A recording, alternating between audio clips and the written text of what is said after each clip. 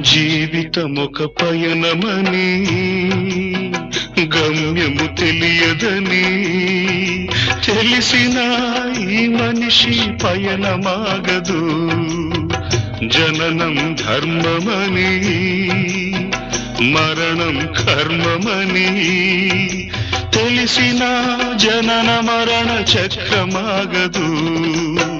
మరణం తథ్యమని ఏ జీవికి తప్పదని తెలిసిన ఈ మనిషి తపనాగదు.